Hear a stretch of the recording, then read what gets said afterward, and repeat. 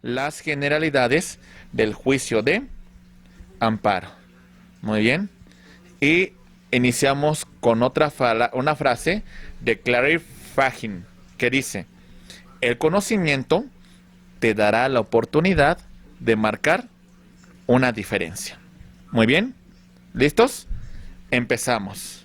Juicio de amparo. Medio de control de constitucionalidad para la protección de los derechos humanos contemplados tanto en la Constitución como en los tratados internacionales. Muy bien, compañeros. El juicio de amparo procede contra actos de autoridad que vulneren los derechos humanos. Cuando hablamos de actos, también incluimos el tema de las omisiones. ¿Sale? También hablamos contra leyes o actos de que existe una vulneración de la esfera competencial de la federación hacia los estados o de los estados hacia la federación. ¿Se entiende, compañeros? Muy bien. Recordemos que bajo la nueva modalidad del juicio de amparo tenemos la posibilidad de que el juicio de amparo no solamente proceda contra actos de autoridades, sino también contra actos de particulares. Muy bien. El acto de autoridad reviste determinadas características, como que es unilateral, que es imperativo y que es coercitivo. Es decir, que existe la posibilidad de que autoridad disponga de la fuerza pública para hacer cumplir sus determinaciones. Muy bien, compañeros. El fundamento del juicio de amparo, que ya ustedes conocen muy bien, es el artículo 103 y 107. Su ley reglamentaria es la famosa Ley de Amparo reglamentaria del artículo 103 y 107 de la Constitución. Y bueno, lo que no contemple esta disposición en carácter adjetivo va a ser supletorio el Código Federal de procedimientos civiles. Y el objeto en particular, ¿cuál va a ser, maestros? Restituir al gobernado en el goce del derecho que haya sido vulnerado y en la medida de lo posible regresar las cosas al estado que se encontraban antes de que se causara esa afectación, antes que se transgrediera un derecho humano. ¿Estamos listos, compañeros? Muy bien. A grosso modo señalamos que el juicio de amparo es un medio de control de constitucionalidad de normas generales. ¿Sale? ¿Qué implica con esto, compañeros? Cuando hablamos de un medio de control de constitucionalidad de normas generales, hacemos referencia a este punto, estimados amigos. Decimos que el juicio de amparo, cuando hablemos de la Constitución, esperamos que la norma secundaria, la norma derivada de la Constitución, sea acorde. Si consideramos que la norma nos causa un agravio, tenemos como medio de control de constitucionalidad el amparo indirecto contra leyes. Ya sea que su simple entrada en vigor me cause un agravio, hablamos de normas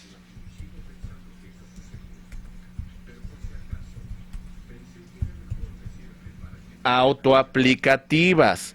Su simple entrada en vigor me causa un agravio. Tengo 30 días para la presentación del juicio de amparo. O contra el primer acto de aplicación. Muy bien. Tengo 15 días para la presentación del juicio de amparo. ¿Se entiende, compañeros? Si el maestro Marco García considera que la norma que acaba de entrar en vigor le causa un perjuicio, le causa un agravio a sus derechos, el maestro Marco puede presentar un amparo contra leyes. ¿Se entiende, compañeros? Los efectos de ese amparo que presente usted, maestro Marco García, ¿qué efectos tienen? Son efectos particulares, o sea, no son efectos generales. Solamente se van a enfocar, se van a limitar a la protección que usted solicita, y aunque la maestra Lisette, aunque la maestra Griselda, aunque el maestro Noel se encuentren en la misma circunstancia que usted, como ellos no promovieron este medio de control de constitucionalidad, pues los derechos pues no se ampliarían hacia ellos, ¿verdad? ¿Vamos bien? Ok. Otro tema dentro del amparo, compañeros, hablando de sus características, hablamos de el amparo contra detenciones arbitrarias, el famoso amparo habeas corpus. Muy bien, resulta que giramos una orden de aprehensión en contra del maestro Noel, ¿sale? Y el maestro Noel considera que esa determinación de la autoridad le causa un agravio a sus derechos fundamentales. En contra de esa detención, en contra de esa privación de la libertad, el maestro Noel puede presentar un amparo contra esa detención. También dentro de esta doctrina entramos contra el amparo habeas corpus, que prácticamente este es un traslado de una figura del derecho anglosajón. ¿Se va entendiendo, compañeros? Ok. También tenemos el juicio de amparo contra actos u omisiones de autoridades de naturaleza administrativa, pero también hablamos de las autoridades legislativas. Con antelación solamente se hacía mención a los actos. Con la nueva ley de amparo también consideramos que las omisiones de la autoridad pueden ser objeto de tutela constitucional.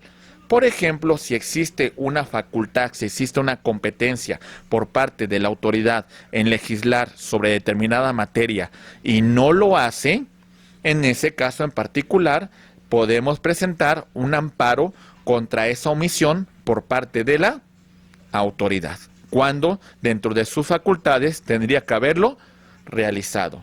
¿Se entiende, compañeros? Ok, la naturaleza del amparo directo también es un amparo casación. contra sentencias definitivas, laudos y resoluciones que ponen fin al juicio. Y bueno, también hablamos en particular del juicio de amparo, que tiene que ver con el tema de la materia agraria, compañeros, que tiene una tramitación muy en particular. ¿Vamos bien, compañeros? Ok.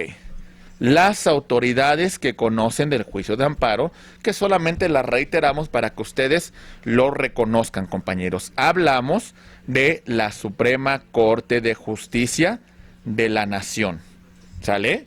En recurso de revisión en amparo indirecto, conocerá de el amparo contra leyes, ¿sale? ¿Se entiende, compañeros? Contra normas generales, entonces aquí podrá proceder el amparo, el recurso de revisión en amparo indirecto. Y en amparo directo conocerá del recurso de revisión cuando se plantee un tema de interpretación directa a la Constitución. ¿Se entiende, compañeros? Aunque también la Corte podrá ejercer su facultad de atracción. Muy bien, compañeros.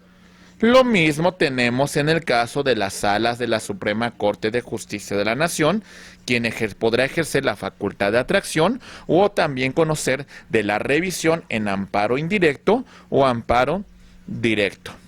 ¿Estamos claros, compañeros? Muy bien. Los tribunales colegiados de circuito conocen como autoridad de revisión en el caso del amparo indirecto y son autoridades originarias dentro de el amparo directo. ¿Se entiende, compañeros? Ok. Los tribunales unitarios de circuito, recuerden, los jueces de distrito tienen una doble competencia como jueces de procesos federales, ¿sale? Y como jueces de amparo. Como jueces de procesos federales, su superior jerárquico van a ser los tribunales unitarios de circuito.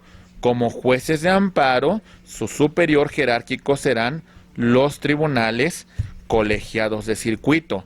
Contra actos de otro tribunal unitario de circuito, el amparo indirecto se va a promover ante otro tribunal unitario de circuito. ¿Se entiende, compañeros? Muy bien. Los juzgados de distrito conocen de la tramitación del juicio de amparo indirecto. ¿Vamos bien, compañeros? Ok. Contra actos derivados del artículo 22 de la Constitución, pena de muerte, deportación, destierro, mutilación, confiscación, etcétera, etcétera, si no tenemos un juez de distrito ante la cual podamos presentar nuestra demanda de amparo, incluso la autoridad, la competencia auxiliar del juicio de amparo, aquí va a operar y podemos presentarlo ante cualquier autoridad jurisdiccional, inclusive del ámbito local, quien tendrá que otorgar la suspensión del acto reclamado y enviar el amparo correspondiente al juez de distrito que deberá resolver esta controversia. ¿Se entiende, compañeros? Y en el tema de la jurisdicción concurrente, la demanda de amparo lo podemos presentar ante la propia autoridad que está emitiendo el acto que estamos impugnando, en los casos del artículo 16, caso urgente, orden de aprehensión, artículo 19, auto de formal prisión, y artículo 20, libertad bajo caución, o directamente ante el juez de distrito. Al final de cuentas, quien resolverá la litis será el juez de distrito en amparo indirecto. ¿Se entiende, compañeros? Ok, la historia del juicio de amparo nos dice como tal que en el año de 1841 Manuel Crescencio Rejón lo contempló para la Constitución de Yucatán contra actos de la autoridad administrativa, o sea, es decir, contra actos del Poder Ejecutivo, contra actos del Poder Legislativo y contra actos del Poder Judicial que sean contrarios a la Constitución. Este proyecto lo conoció don Mariano Otero y en el Acta de Reformas de 1847 contempla el juicio de amparo contra actos del Poder Ejecutivo y del Poder Legislativo que fueran contrarios a la Constitución. Muy bien. Ok. Para el año de 1849, 2 años después de que se estableció esta reforma en el artículo 25 del Acta de Reformas de la Federación, tenemos la primera sentencia de juicio de amparo. Esta primera sentencia señala lo siguiente, compañeros. Aquí vamos. 13 de agosto de 1849. Promovente es el señor Manuel Melchor Verástegui Suárez. La autoridad responsable, el gobernador de San Luis Potosí, don Julián de los Reyes. El acto que se está reclamando es la orden del destierro, argumentando el gobernador que este señor se encontraba involucrado en una rebelión. ¿Sale? ¿Qué autoridad conoció del juicio de amparo?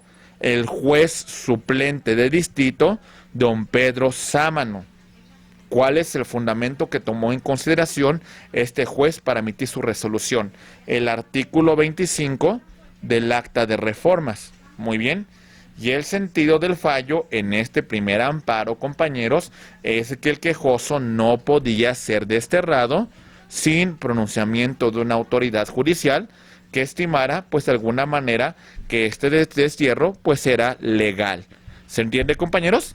Pero bueno, en general, eso es lo que estableció esta primera resolución de amparo. Maestros, los principios rectores del juicio de amparo y de alguna manera algunas excepciones que se van presentando. Primer principio, ustedes me pueden ayudar con ello. El primer principio se llama instancia de parte agraviada. ¿En qué consiste este principio, maestra Georgina?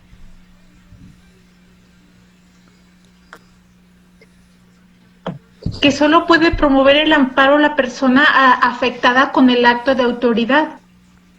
Ok, ¿y qué pasa en el caso de que, por ejemplo, usted tramite un amparo por Marco García y Marco se encuentra privado de su libertad? ¿Lo podría hacer? Sí, claro, o sea, para tener la expectativa de que se me otorgue el amparo, lo que quiere decir es que tengo yo que promoverlo, que solicitarlo, pues, ya sea por derecho propio a través de otra persona, ¿no? En este caso de un apoderado legal, de un representante legal, ¿no? Ok, Marco tendría que ratificar su demanda de amparo correspondiente, ¿verdad? Sí, eso ya serían otros requisitos que cumplir, pero sí lo puede sí lo puedo promover, ya sea por derecho propio o a través de apoderado o representante, según mi caso. Muy bien, excelente. Muchas gracias, maestra. Muy buena participación. Maestro Marco García, lo escucho. Sí, ahí nada más para complementar, creo que hay 2 supuestos, ¿no? Para que pueda promover a nombre de otra persona. Uno es cuando los actos sean por actos de incomunicación, entonces ahí la persona promueve a favor del que se ha incomunicado y el incomunicado tendrá que ratificar la demanda. Uh-huh. Y otro supuesto es cuando promueve a favor del que está interno, pero que es su abogado. Entonces ahí solamente el juez requerirá que acredite que efectivamente es el defensor de la persona que está privada de la libertad y ahí no se requiere que el privado de la libertad ratifique la demanda. Muy bien, maestro, excelente, muy bien, buena aportación. Maestro, continuando con esta exposición, ayúdeme con el entendimiento del principio de existencia de un agravio personal y directo. ¿En qué consiste, maestro? Ok, aquí se establece que el acto que se reclama debe afectar los derechos humanos de la persona que está solicitando el amparo. O sea, debe tener una afectación en su esfera de derechos. Ok, existe una afectación en su esfera de derechos, se sufre por concepto de ese acto o esa omisión de la autoridad, y bueno, los derechos que contempla la Constitución, que contemplan los tratados internacionales, son transgredidos. Muy bien. Maestra maestra Luna, Ana Cecilia, maestra, rápidamente, ¿en qué consiste el principio de definitividad, Sí. maestra, por favor? En agotar, en el caso del amparo, algún otro recurso previo a llegar a él. Ok, o sea, tenemos que agotar todos los recursos ordinarios, ¿verdad? Ordinarios, Ok, exactamente. a excepción, bueno, existen excepciones como por ejemplo en el tema del amparo contra leyes, pues en este caso pues este es un recurso directo que tenemos a través del amparo indirecto contra leyes, ¿verdad? Cuando afecten a personas extrañas a juicio, que de alguna manera pues ellas no tienen la necesidad de agotar el juicio de amparo. Cuando hablemos de actos cuya ejecución sea de imposible, de difícil reparación, actos o derechos sustantivos contemplados en la Constitución, y bueno, y actos que prohíbe el artículo 22 de la Constitución, que serían las excepciones que podemos manejar, así como cuando la autoridad no funde y motive pues su acto de autoridad. En este caso también podemos irnos directamente al juicio de amparo sin la necesidad de agotar ningún recurso ordinario, o también cuando la propia norma establezca la pluralidad de recursos y exista la posibilidad de agotar los recursos ordinarios o irnos directamente al juicio de amparo. Claro. Y en la materia civil y familiar, cuando se afecte la estabilidad de la familia, también nos encontramos con esa excepción, ¿verdad? Sí. Muy bien, ok. La escucho, maestra. No, sí, sí existe esa excepción o en su defecto ya atendiendo ahí también se tienen que agotar en su momento el recurso de apelación, ¿no? Ok, muy bien. Entonces, está muy claro, compañeros, que debemos de agotar los medios ordinarios de impugnación antes de que nosotros acudamos al juicio de amparo, salvo las excepciones que ya se han comentado con antelación, ¿verdad? Muy bien. Maestra Griselda, ayúdeme con el tema del principio de estricto derecho, por favor. Ok. Sí, claro. Este principio refiere que el juzgador o juzgadora deberá delimitarse a poder analizar o examinar en su caso el acto reclamado siempre a la luz de los conceptos de violación, es decir, debe de haber una coherencia entre lo que se pide y lo que se otorga, pero siempre concretándose al concepto de violación. Ok. Aunque hay varias excepciones, aquí, bueno, en su lámina ya vi que consideró ahí las excepciones. Obviamente que aquí tenemos el tema de cuando se trata de derechos específicos de menores, niños, niñas, adolescentes, por ejemplo, bajo el interés superior de la infancia. También manejamos en el tema del derecho penal, siempre se atiende también a cuando el quejoso es el acusado, el que está siendo procesado. En materia laboral siempre también es a favor del trabajador, en materia agraria en favor de los campesinos, y también existe una excepción que tiene que ver cuando el acto reclamado se funda en leyes declaradas inconstitucionales por la jurisprudencia que ha sido emitida por la Corte. Ok, muy bien, entonces estas son las excepciones al principio de estricto derecho, y entonces hablamos del principio de suplencia de la queja deficiente, ¿verdad? Muy bien, excelente. Maestra Giovanna García, dígame en qué consiste nuestro principio de definitividad, por favor. Perdón, relatividad, ya hablamos de definitividad, relatividad.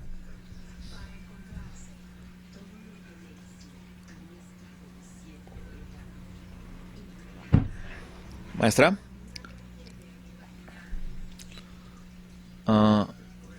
Ok, maestra, la escuchamos, por favor. El principio de relatividad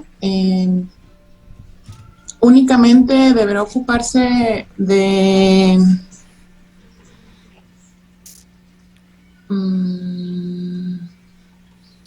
O sea, de los particulares, limitando a su protección. Sin hacer ninguna declaratoria general, ¿verdad? Sin hacer ninguna manifestación en general, sobre personas que no hayan interpuesto este medio de control de constitucionalidad, ¿no? Fíjese que cuando lo estableció don Manuel Crescencio Rejón, tomó en consideración este principio de relatividad de la obra de Alexis de Tocqueville, Democracia en América, cuando hace mención a la actividad que realiza el Poder Judicial. Dice que caso por caso el Poder Judicial desaplica la norma inconstitucional para la persona que lo está solicitando, pero es caso por caso, con golpe de jurisprudencia, ¿verdad, maestros? Muy bien. En ese sentido, encontramos que esto también la conocemos como la fórmula Otero, la relatividad de sentencias, que únicamente implica que se va a ocupar de los particulares que lo solicitaron, limitando su protección a ese particular, ¿verdad? Sin hacer ninguna declaratoria general. Por supuesto que tenemos, por ejemplo, un caso en particular con la declaratoria general de inconstitucionalidad, que es un tema que vamos a mencionar a continuación, y también cuando hacemos mención a la interpretación conforme en el tema de la protección más amplia que consideremos dentro de los derechos humanos. Recuerden que la Declaratoria General de Inconstitucionalidad se contempló en la Ley de Amparo del 2013 y más o menos este es el camino que recorre esta declaratoria, compañeros. Maestra Georgina Olvera, levantó la mano, la escucho, por favor. Perdón, entonces yo voy a entender como la excepción al principio de relatividad precisamente lo que está comentando, la declaración de inconstitucionalidad de la norma, porque ahí sí ya a la generalidad, no a quien la promovió por las características propias del tipo de juicio. Uh-huh. Exactamente. Fíjese que esta figura, cuando, por ejemplo, dentro de la doctrina constitucional, Kelsen habló de que el Tribunal Constitucional se convierte en un legislador negativo. ¿En qué consiste esto, compañeros? Hasta cierto punto el Poder Judicial empieza a derogar leyes que son inconstitucionales. Bueno, eso establecía Kelsen.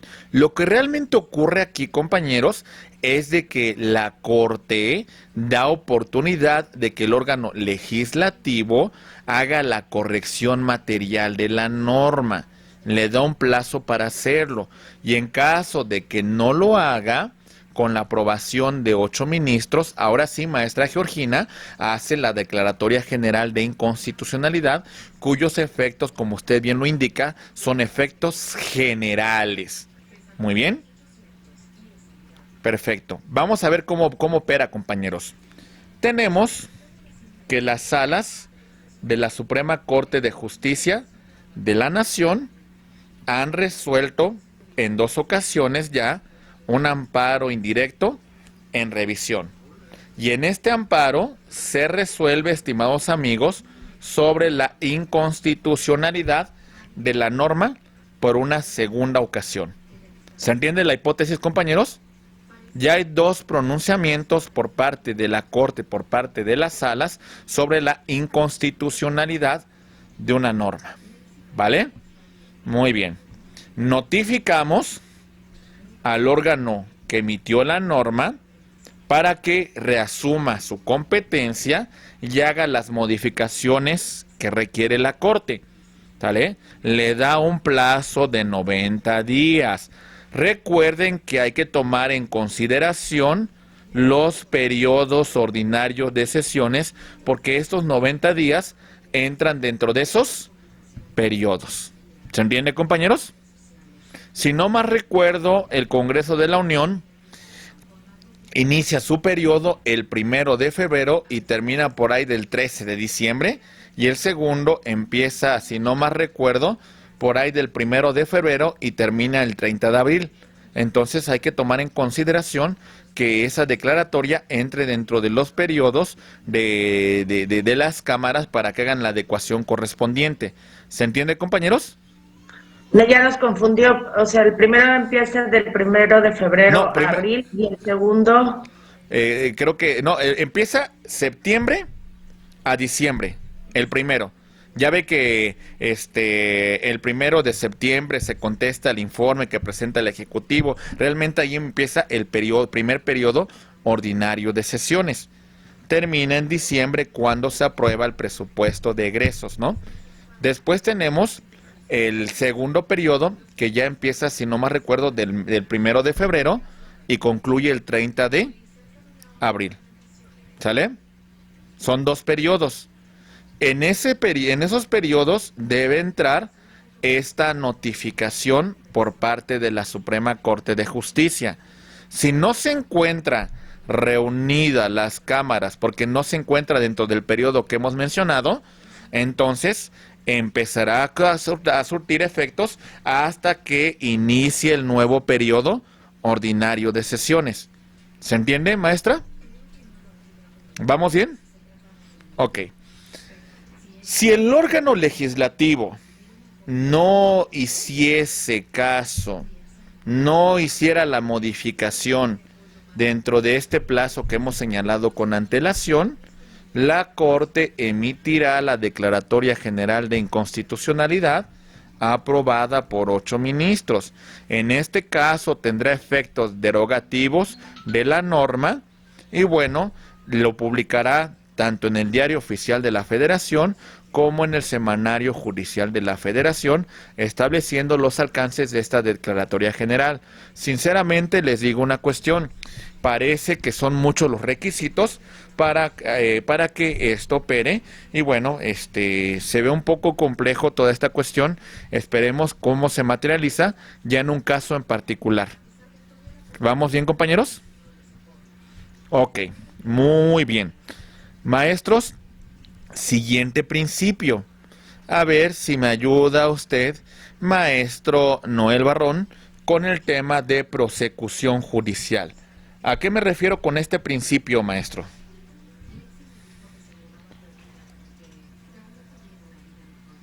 Pues que se deben agotar, obviamente, las etapas correspondientes que maneja el juicio de amparo, a través, obviamente, de la ley de amparo, ¿no? Iniciar, obviamente, con la promoción de la demanda, solicitar, en su caso, pues, los informes previo y justificado, la audiencia constitucional y, finalmente, pues, hasta emitir la sentencia, ¿no? Entonces, se debe dar continuidad, precisamente, por parte de la autoridad a este procedimiento.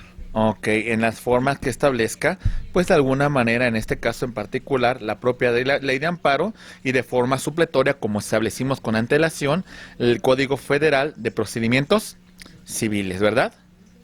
Muy bien, excelentes maestros, buenas aportaciones y para seguir con este tema, rápidamente vemos lo siguiente. Analizamos así muy a grosso modo, las partes que integran un juicio de amparo. En este caso, el quejoso podrá ser el contribuyente que considera que el acto de autoridad pues le causa una afectación a su esfera patrimonial. El quejoso puede ser una persona física o puede ser una persona moral. Muy bien. Persona moral que puede ser de derecho privado y bueno, de derecho público en el caso de que se afecte su patrimonio. Hablamos también de la posibilidad del amparo que pueden presentar los órganos constitucionales autónomos cuando encuentren afectado su esfera patrimonial. Es muy importante señalar que con antelación se establecía la necesidad de acreditar un interés jurídico. Pero con motivo de la nueva ley de amparo, también nosotros tenemos la posibilidad de la defensa de intereses legítimos, difusos y colectivos que, pues de alguna manera no nos pertenecen a una sola persona y bueno, lo podemos tramitar y aunque no tengamos una afectación material, sí tenemos un interés legítimo en la conservación de ese derecho que ha sido vulnerado, que ha sido transgredido, como por ejemplo en el caso de amparos que tengan que ver con sobre la protección del medio ambiente. ¿Se entiende, compañeros? Bueno, mencionamos también, maestro Marco García, lo escucho por favor. Sí, de acuerdo a lo que estaba comentando ayer de este amparo que es no amparo, sino de esta protección que se hace vía ¿cómo se llama la figura? ¿Cuál? Que decía que no hay un acto concreto. Ah, Sí, ¿no? o sea, cuando hablamos de los medios de control de constitucionalidad De los- abstracto, Exacto. Esta cuestión del interés legítimo o intereses difusos no caería también en esa situación de que es un medio de protección abstracto, porque no se requiere de una afectación directa. Hasta donde tengo entendido, creo que este interés es por el simple hecho de que se respete la ley o de que se cumpla con parámetros de legalidad, no tanto una afectación que surge que resiente una persona. fíjese que en este caso, en el tema del amparo contra intereses legítimos, sí tiene que haber una afectación. Y déjeme decirle por qué. Por ejemplo, si hablamos de la acción abstracta de inconstitución, cuando hablamos de la acción de inconstitucionalidad, ahí sí no requerimos de un acto como tal que afecte un derecho, ahí no lo requerimos, sino lo que hacemos es un ejercicio de constitucionalidad de la norma general con la Constitución, ¿verdad? Bueno, en este caso en particular, ¿qué pasaría si usted pidiera la protección de la justicia federal a través de un amparo argumentando interés legítimo y resulta que cuando usted presenta su demanda de amparo no acredita, no demuestra, pues hasta cierto punto donde se encuentra el acto de autoridad que está vulnerando los derechos fundamentales de los gobernados? Si usted no lo demuestra, podríamos hablar de una causal de improcedencia del juicio de amparo. Es decir, en este caso en particular, si usted quiere defender un interés legítimo, tiene que haber una afectación material. Si bien es cierto, esa afectación no le causa un perjuicio a su patrimonio, pero sí le causa un perjuicio a un interés legítimo que usted tiene de la conservación del medio ambiente, de la preservación de una especie animal, de la protección a la salubridad general, etcétera, etcétera. No sé si me explico en esta situación, mi estimado maestro Marco. ¿Sí?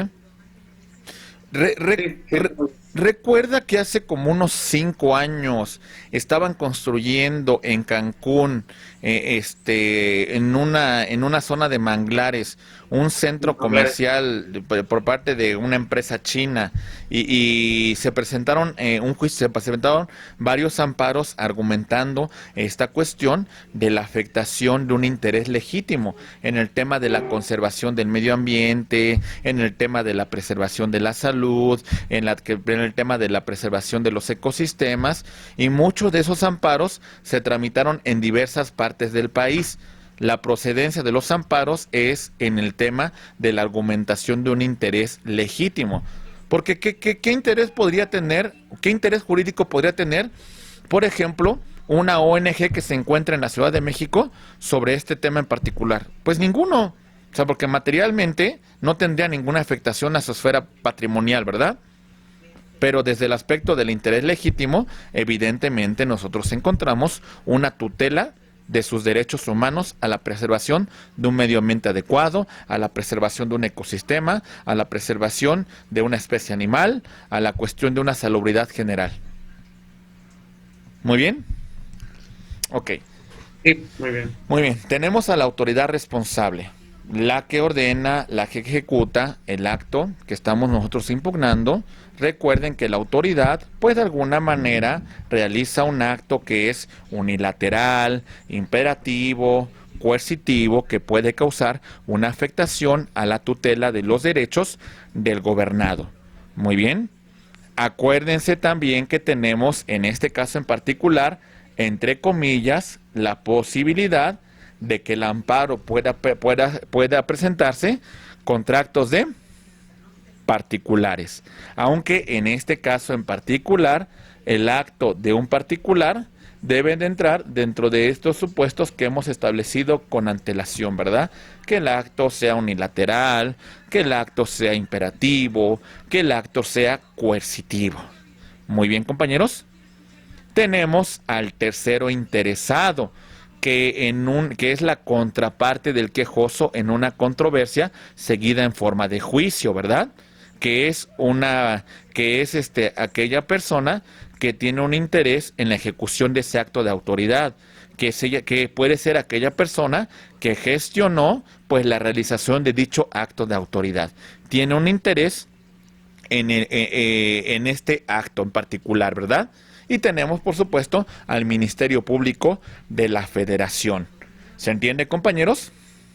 Ok. El acto reclamado. Dentro de los actos que no van a entrar dentro de la procedencia del juicio de amparo, tenemos aquellos actos que se hayan consumado de forma irreparable. Deme un segundito para la pila, por favor.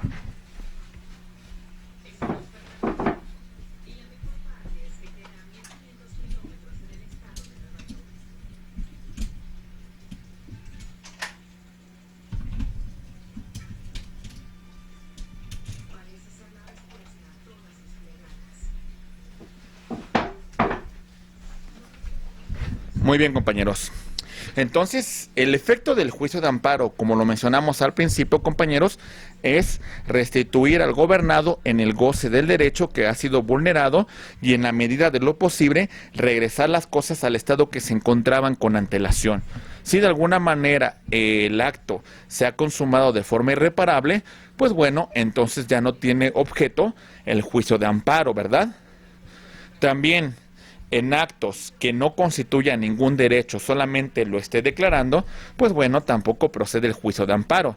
Imaginen, por ejemplo, que la maestra Griselda solicite al registro público una constancia de no gravámenes sobre su inmueble, y bueno, ni modo que la resolución que presente el registro público sobre esa constancia de no gravámenes, pues pueda presentar amparo la maestra Griselda, pues es un mero acto declarativo. Contra ese acto declarativo, pues no procede el juicio de amparo. Si el acto fue consentido tácita o expresamente por el quejoso, pues bueno, tampoco procederá el juicio de amparo.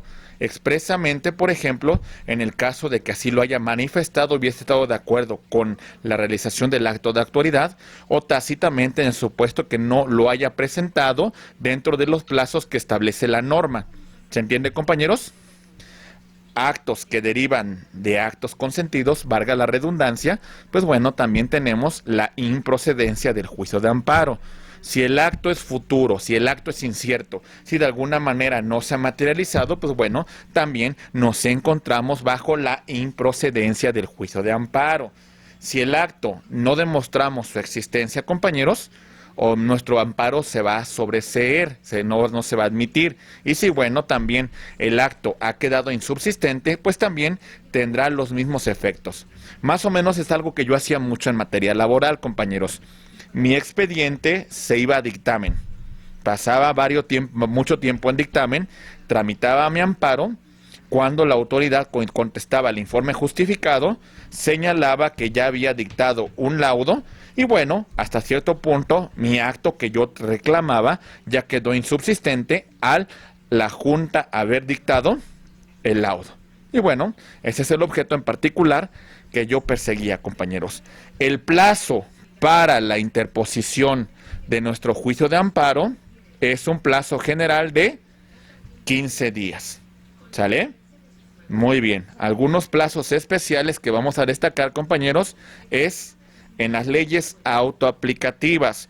Con su simple entrada en vigor, nos causa un agravio. En este momento, una norma de naturaleza fiscal entra en vigor y le causa un perjuicio al maestro Luis Arturo. Si él logra demostrar que su simple entrada en vigor le causa un perjuicio, entonces tendrá 30 días a partir de su entrada en vigor para presentar el juicio de amparo. Si la norma le causa un agravio hasta el primer acto de aplicación, entonces el maestro va a tener 15 días para su tramitación. ¿Se entiende, compañeros? Procedimiento de extradición. Tenemos hasta 30 días para la presentación del juicio de amparo. Terceros extraños a juicio. ¿Sale? Si el tercero radica fuera de la jurisdicción del tribunal donde se está llevando la controversia, tiene 90 días. Y si radica fuera del país, tiene 180 días. ¿Se entiende, compañeros? Ok. Los núcleos de población agraria tienen hasta 7 años para la defensa de sus derechos, y en materia penal, la persona que tenga una sentencia condenatoria tiene hasta 8 años para la presentación del juicio de amparo, y en cualquier momento por actos que prohíbe el artículo 22 de nuestra Constitución. ¿Se entiende, compañeros? Muy bien. Rápidamente entramos con otro supuesto y me van a ayudar a ustedes a desarrollarlo en forma muy general, compañeros.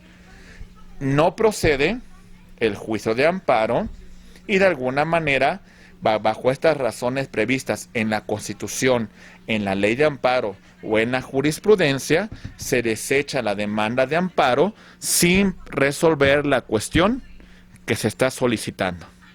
Muy bien. Primer supuesto. Hablamos de la materia electoral. Artículo 60, artículo 99, párrafo cuarto de la Constitución. ¿Qué significa esta primera causal de improcedencia, estimado maestro Luis Arturo? ¿Qué implica? Bueno, repite qué artículo, perdón. 60 y 99, párrafo cuarto de la Constitución. Permítame. Es que no alcanzo a ver. ¿Está en la lámina, perdón? No. Sí, aquí está en la... Bueno, por ejemplo, ¿qué pasaría, estimado maestro Luis Arturo, si usted es candidato de un partido político por un puesto de elección popular y el resultado no le es favorable? ¿Sale?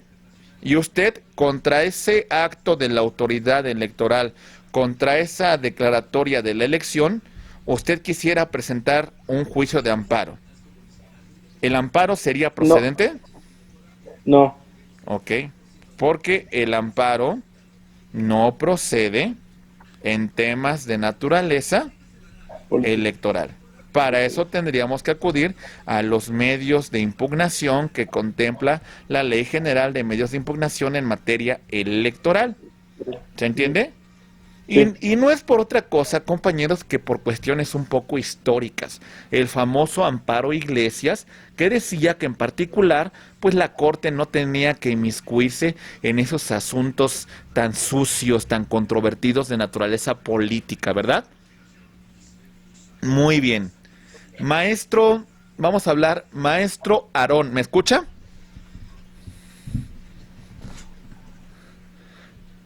No sé si... O maestro José Daniel, no sé si me escucha. Maestro Aarón, ¿me escucha?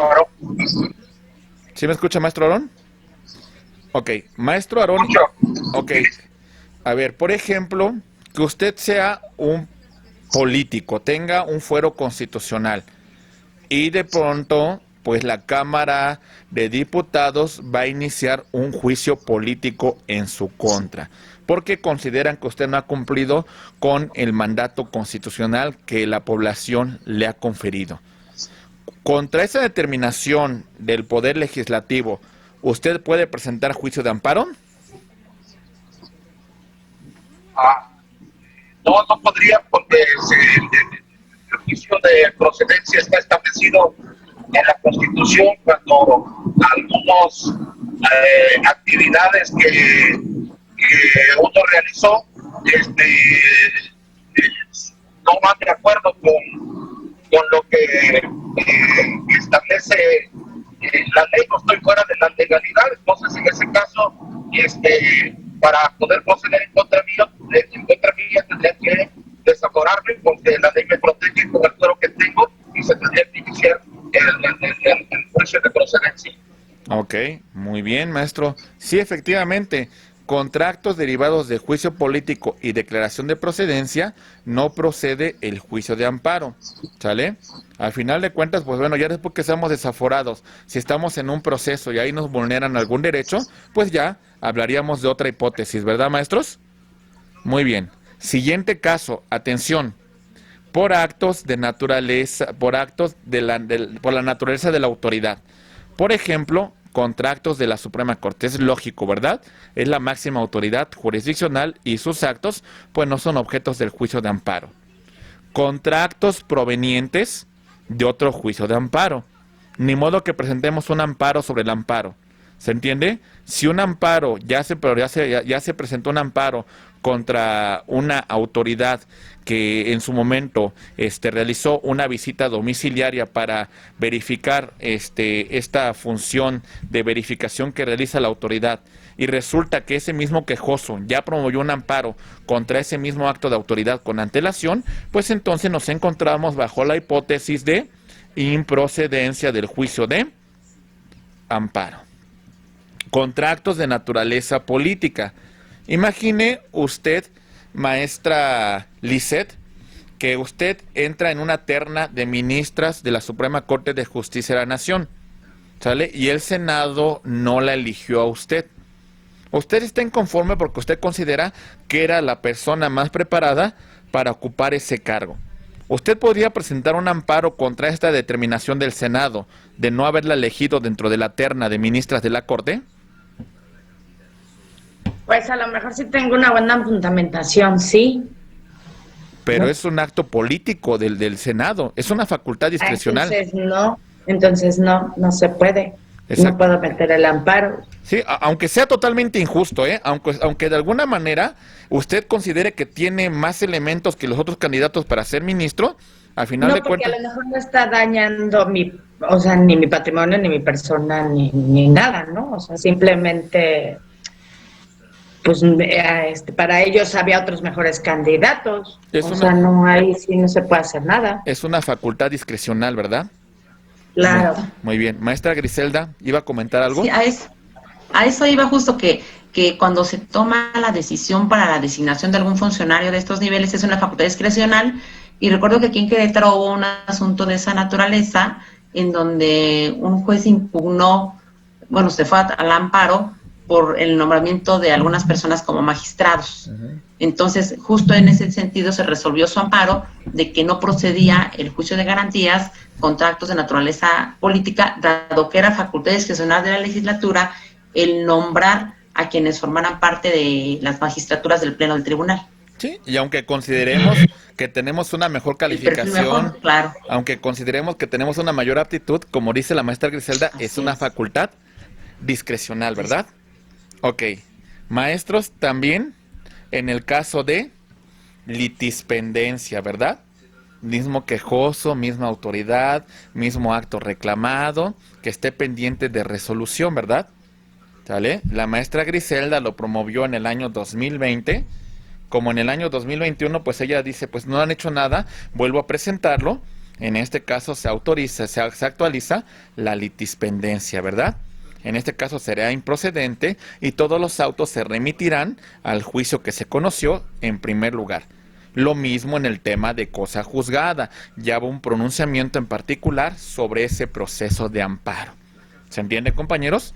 También, dentro de esta misma hipótesis que establece la propia ley de amparo, compañeros, encontramos el tema de la falta de un agravio personal y directo. Pues no lo logramos demostrar. Bueno, estamos bajo este supuesto de improcedencia cuando se ha consumado de forma irreparable el acto reclamado, o también cuando deriva de un acto consentido, expreso o tácito por parte de el quejoso, porque no se agotó el principio de definitividad cuando existían recursos que teníamos que haber agotado con antelación.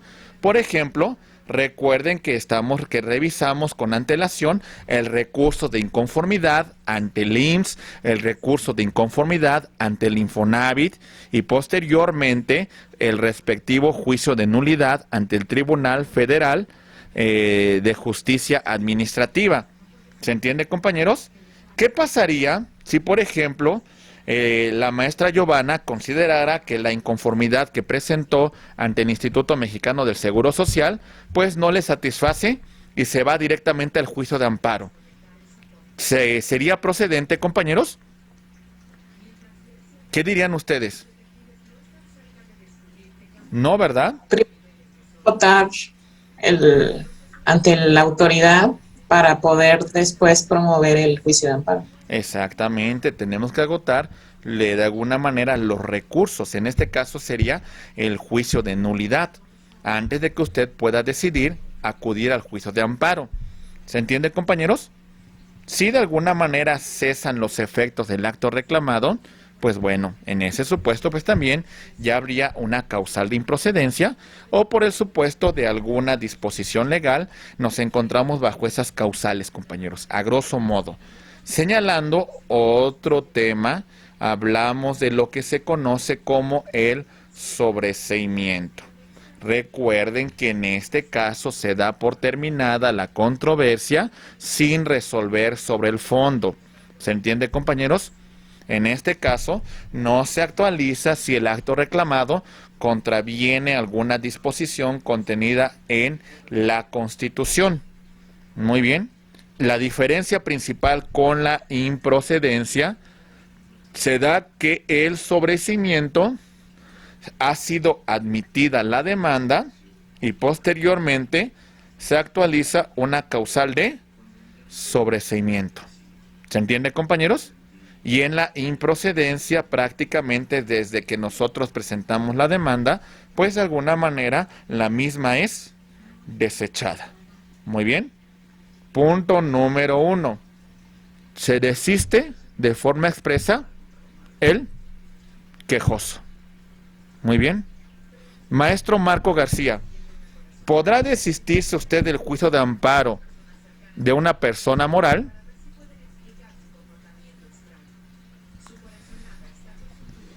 Si soy el representante de la persona moral, sí puedo desistirme. Ok, que tenga esas facultades, ¿verdad? Maestra Griselda, la escucho, por favor. Sí, a eso iba, que sí, solo sí pudiera ser si tiene facultades para desistirse con cláusula especial. Ok, muy bien, excelente. Fallecimiento del quejoso. Maestra Georgina Olvera, ¿me escucha? ¿Hay excepciones a este tema? En todos los casos, si muere el quejoso, ¿se concluye con el juicio de amparo o no? Ay, no lo tengo presente, pero sí hay excepciones. Por ejemplo, estamos hablando de si se afecta derechos de naturaleza personalísima, entendemos que la consecuencia... No, pues ahí ya no. Sí, es por ejemplo, si usted se ampara, si una persona se ampara contra una orden de aprehensión y la persona durante la tramitación del amparo muere, pues es evidente que el derecho que estaba defendiendo era personalísimo, ¿verdad? Está sin materia. Exactamente. Sí, se encuentra sin materia. ¿Y si fuera patrimonial?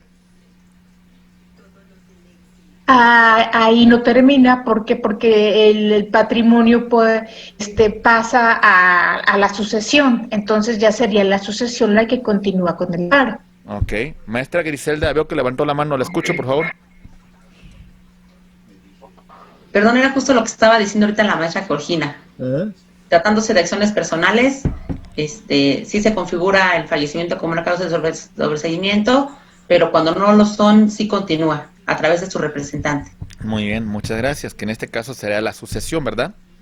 Ok, causales de improcedencia que se actualicen, compañeros, pues bueno, tienen este efecto por compañeros y por inexistencia del acto reclamado o porque los efectos del juicio de amparo han cesado, compañeros. ¿Listos? Muy bien.